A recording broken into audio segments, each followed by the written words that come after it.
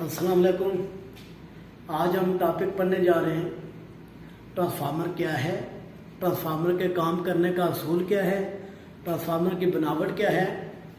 आज उसको हम देखेंगे, उसको हम डिस्कस करेंगे। तो सबसे पहले हमारे पास ट्रांसफार्मर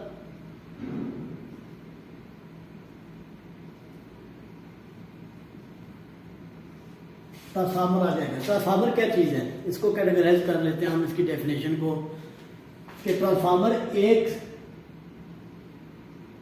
स्टैटिक मशीन है, यानी साकल मशीन है। ट्रांसफार्मर एक साकल मशीन है, इसके अंदर कोई रोटेटिंग पार्ट नहीं होता। उसके बाद ये ट्रांसफर करती है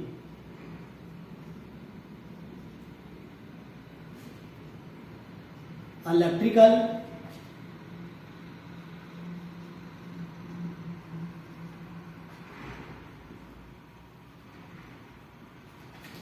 एनर्जी को ये ट्रांसफर करता है from one winding to another, एक वाइंडिंग से दूसरी वाइंडिंग की तरफ, या आप यूं भी कह सकते हैं एक सर्किट से दूसरे सर्किट की तरफ, टू एन अदर वाइंडिंग। फिर सुन लें, ट्रांसफार्मर एक स्टैटिक मशीन है जो कि ट्रांसफर करती है इलेक्ट्रिकल एनर्जी को एक वाइंडिंग से दूसरी वाइंडिंग की तरफ। इलेक्ट्रिकल एनर्जी को ट्रांसफर करने के दौरान यह अपनी फ्रिक्वेंसी को चेंज नहीं करती। फ्रिक्वेंसी कांस्टेंट रहेगी। 50 हर्ट्ज है तो वो कांस्टेंट रहेगी, ठीक है, विदाउट चेंजिंग इट्स फ्रिक्वेंसी।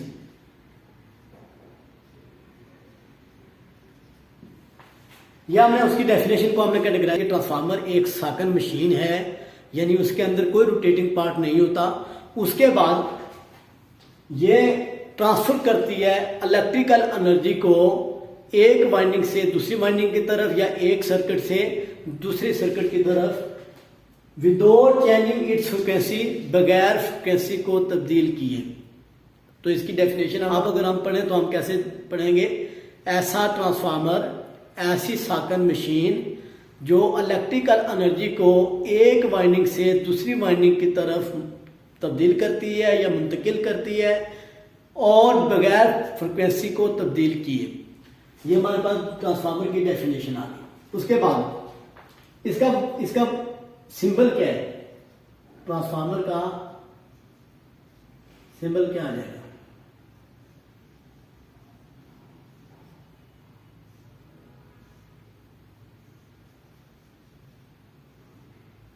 ये ट्रांसफार्मर का सिंबल है। ये उसकी प्राइमरी वाइंडिंग है और ये उसकी सेकेंडरी वाइंडिंग है।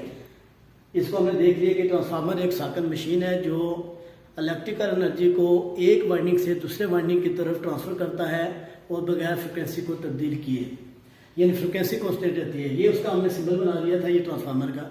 इसके बाद है पैरामीटर ऑफ ट्रांसफार्मर क्या है।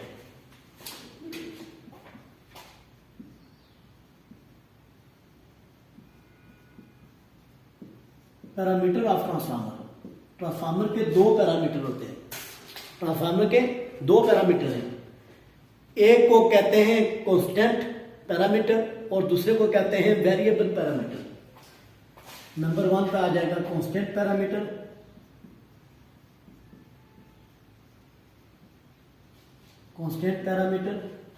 और नंबर 2 पे आ जाएगा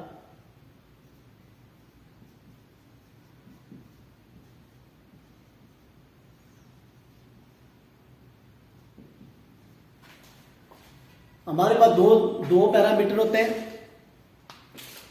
पैरामीटर ऑफ ट्रांसफार्मर एक कांस्टेंट पैरामीटर है और दूसरा वेरिएबल पैरामीटर है।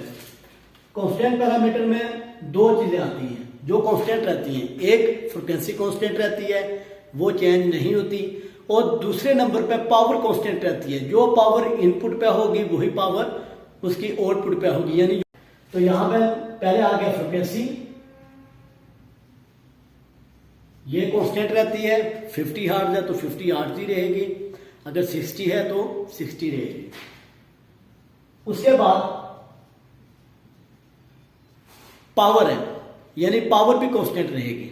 जैसे मैंने बता दिया आपको कि पावर भी कांस्टेंट रहती है। जो प्राइमरी वाइंडिंग के ऊपर पावर होती है वही पावर सेकेंडरी वाइंडिंग के ऊपर भी होगी। ये वेरिएबल पैरामीटर में दो चीजें आ जाती हैं, एक वोल्टेज और करंट। वेरिएबल पैरामीटर में भी दो वैल्यूज होती हैं, एक वोल्टेज और दूसरी करंट। वोल्टेज और करंट ये दोनों वेरिएबल होती हैं, ये दोनों अपनी वैल्यूज को चेंज कर रही होती हैं। अगर प्राइमरी वाइंडिंग के ऊपर इनपुट के ऊपर अगर टर्नें ज्यादा होंगी तो वहां पे वोल्टेज ज्यादा हो जाएंगे, करंट कम हो जाएगी। अगर सेकेंडरी वाइंडिंग के ऊपर टर्नें कम होंगी तो वोल्टेज कम हो जाएंगे, करंट ज्यादा हो जाएगी। तो ये वेरिएबल पैरामीटर है, ये दोनों वैल्यू चेंज हो रही होती हैं, ये कांस्टेंट नहीं रहती, ये वेरिएबल रहती है। अब तीसरे नंबर पे आ जाती है जी construction of transformer. Construction transformer क्या है? सबसे पहले हम देखते हैं कोर। ये हमारे पास कोर है और ये कोर लेमिनेटेड कोर है, यानी पत्रीदार। लेमिनेटेड कोर इस्तेमाल होती है, पत्रीदार कोर इस्तेमाल होती है। पत्रीदार बनाने का क्या मकसद है? To reduce eddy current losses.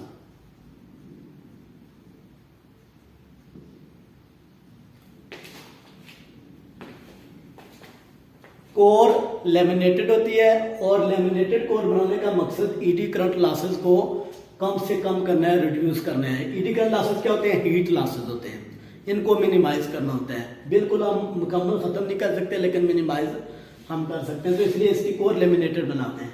उसके अलावा ये जो कोर है ये सिलिकॉन स्टील की बनाते हैं।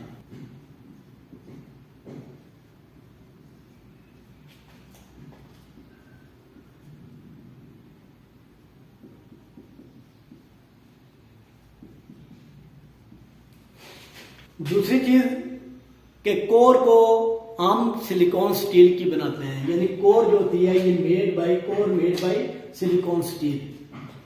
एक कोर को लेमिनेटेड बना रहे हैं, लेमिनेटेड बनाने का मकसद ईडी करंट लॉसेस को रिड्यूस करना है, उनको मिनिमाइज करना है।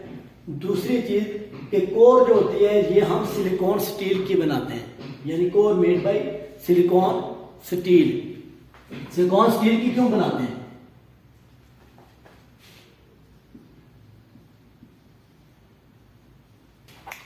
कोर को सिलिकॉन स्टील की इसलिए बनाया जाता है ताकि हिस्टेरिक लॉसेस को रिड्यूस किया जा सके। हिस्टेरिक लॉसेस कैसे पैदा होते हैं?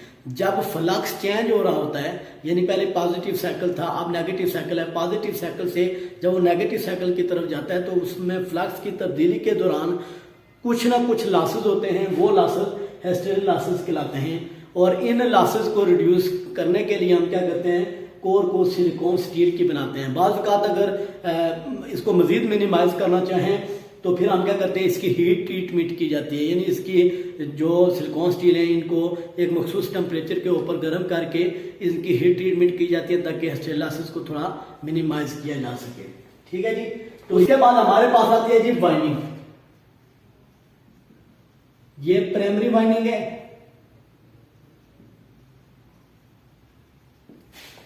प्राइमरी वाइंडिंग वो वाइंडिंग होगी जिसके ऊपर आप इनपुट देंगे, यानी इनपुट आप कौन सी दे रहे हैं? एसी इनपुट दे रहे हैं। जिस साइड पे इनपुट देंगे वो प्राइमरी हो जाएगी और जिस साइड पे लोड लगाएंगे, यानी यहां हम क्या करते हैं? लोड लगा देते हैं। जिस साइड पे आप इनपुट दे रहे हैं वो प्राइमरी वाइंडिंग होगी और जिस साइड से आप आउटपुट ले रहे हैं, यानी जिस साइड पे लोड लगा होता है उसको सेकेंडरी वाइंडिंग कहते हैं।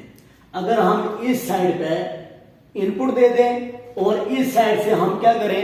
लोड लगा दें या आउटपुट ले लें तो ये जिस साइड पे इनपुट देंगे ये प्राइमरी बन जाएगी और ये दूसरी वाइंडिंग जो होगी जिससे हम लोड ले रहे होंगे ये सेकेंडरी बन जाएगी। उसके बाद प्राइमरी और सेकेंडरी वाइंडिंग के दरमियान इलेक्ट्रिकली कनेक्शन कोई नहीं होता। प्राइमरी वाइंडिंग और सेकेंडरी वाइंडिंग के दरमियान कोई इलेक्ट्रिकल कनेक्शन नहीं होता, यानी इलेक्ट्रिकली ये आपस में कनेक्टेड नहीं होते। जबकि प्राइमरी वाइंडिंग और सेकेंडरी वाइंडिंग एक दूसरे से मैग्नेटिकली कनेक्टेड होती हैं, यानी मकनातीसी फ्लक्स के जरिए ये आपस में क्या होती हैं, कनेक्टेड होती हैं। यहां मैं लिख दूंगा primary and secondary winding are connected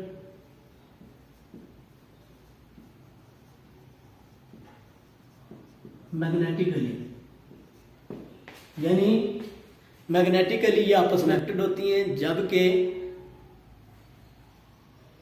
electrically इनके दरमियान किसी किस्म का कोई कनेक्शन नहीं होता। ये हमारे पास बेसिक जो कंस्ट्रक्शन होती है ट्रांसफार्मर की वो हमने देख ली है। अब हम इसके बाद इसका वर्किंग प्रिंसिपल को हम देखते हैं कि ये काम कैसे करता है। अब हम देखते हैं कि ट्रांसफार्मर किस उसूल पर काम करता है। सबसे पहले हम देख लेते हैं वर्किंग प्रिंसिपल क्या है। ट्रांसफार्मर काम करता है mutual induction. Transformer mutual induction के उसूल पर काम करता है। म्यूचुअल इंडक्शन क्या है? म्यूचुअल इंडक्शन ये है कि अगर ये हमारे पास एक कॉइल है और इस कॉइल को हमने सप्लाई दे दी, इसके पास एक और कॉइल पड़ी हुई है। जैसे हम इस एक कॉइल को सप्लाई देंगे, इस कॉइल में से करंट गुजरेगी, करंट के गुजरने से इसके अंदर मैग्नेटिक फ्लक्स पैदा होगा। वो फ्लक्स क्या करेगा, आपने करीब पड़ी हुई दूसरी कॉइल से लिंक करेगा, जिसकी वजह से इसके अंदर भी ईएमएफ पैदा करवा देगा। इसको म्यूचुअल इंडक्शन कहते हैं। फिर सुन ले, म्यूचुअल इंडक्शन ये है कि जब हम एक कॉइल को करंट दें और उस कॉइल में से करंट गुजरे और करंट के गुजरने से उसके अंदर मैग्नेटिक फील्ड पैदा हो, मकनातीसी फ्लक्स पैदा हो, और वो फ्लक्स आपने करीब पड़ी हुई दूसरी कॉइल के साथ लिंक करे तो उसके अंदर भी ईएमएफ पैदा करवा दे, तो इसको म्यूचुअल इंडक्शन कहते हैं। अब हम यहाँ पर देख लेते हैं कि ये कैसे काम करते हैं। जैसे ही आप प्राइमरी वाइंडिंग के ऊपर आप इनपुट देते हैं, यहां से करंट गुजरती है, करंट गुजरेगी तो इस प्राइमरी वाइंडिंग के अंदर मकनातीसी फ्लक्स पैदा होगा। जैसे कॉइल में से गुजरेगी करंट तो इसके अंदर मकनातीसी फ्लक्स पैदा होगा। वो फ्लक्स क्या करेगा, इस कोर के थ्रू होता हुआ ये फ्लक्स लिंक करेगा सेकेंडरी वाइंडिंग से। अब हम इसके ऊपर देख लेते हैं कि यहां पर ट्रांसफार्मर उसका वर्किंग प्रिंसिपल म्यूचुअल इंडक्शन कैसे हो रही है। प्राइमरी वाइंडिंग के ऊपर इनपुट दी, इसमें करंट गुजरी, करंट के गुजरने से इसके अंदर मैग्नेटिसी फ्लक्स पैदा होगा, मैग्नेटिक फील्ड पैदा होगी, मैग्नेटिसी फ्लक्स पैदा हो गया। वो फ्लक्स क्या करेगा, इस कोर के थ्रू होते हुए सेकेंडरी वाइंडिंग से लिंक करेगा। आप सेकेंडरी वाइंडिंग की टर्म से जैसे ही लिंक करेगा तो उसके अंदर क्या पैदा करवा देगा, ईएमएफ पैदा करवा देगा। तो इस तरह एक ट्रांसफार्मर काम करता है, यानी इस ट्रांसफार्मर का वर्किंग प्रिंसिपल है म्यूचुअल इंडक्शन। म्यूचुअल इंडक्शन एक दफा फिर सुन लें, ट्रांसफार्मर का वर्किंग प्रिंसिपल म्यूचुअल इंडक्शन है। यहां पर मैंने आपको बता दिया है कि जैसे ही आप इस कॉइल को आप सप्लाई देते हैं, करंट देते हैं, तो इसमें करंट गुजरती है, तो करंट के गुजरने से इसके अंदर मकनातीसी फ्लक्स पैदा होता है। वो मकनातीसी फ्लक्स आपने करीब पड़ी हुई दूसरी कॉइल से भी लिंक करता है, जिसकी वजह से उसके अंदर ईएमएफ पैदा करवा देता है। ये म्यूचुअल इंडक्शन कहलाता है और ट्रांसफार्मर इसी के उसूल पर काम करता है। अब यहाँ पे अगर हम देखें तो यहाँ पे प्राइमरी वाइंडिंग को हमने करंट दी थी, इसके अंदर मकनातीसी फ्लक्स पैदा हुआ और मकनातीसी फ्लक्स क्या करेगा, यहां से होते हुए कोर के थ्रू होते हुए सेकेंडरी वाइंडिंग से लिंक करेगा, जिससे इसके अंदर भी क्या पैदा करवा देगा, ईएमएफ पैदा करवा देगा। तो ये म्यूचुअल इंडक्शन है। तो ट्रांसफार्मर म्यूचुअल इंडक्शन के उसूल पर काम करता है। अगर इस टॉपिक के अंदर कोई क्वेश्चन आपने पूछना है या कोई कंफ्यूजन है, आप मुझे फीडबैक कर सकते हैं। मेरे चैनल को सब्सक्राइब करें, लाइक करें और शेयर करें। बहुत शुक्रिया। अल्लाह हाफ़िज़।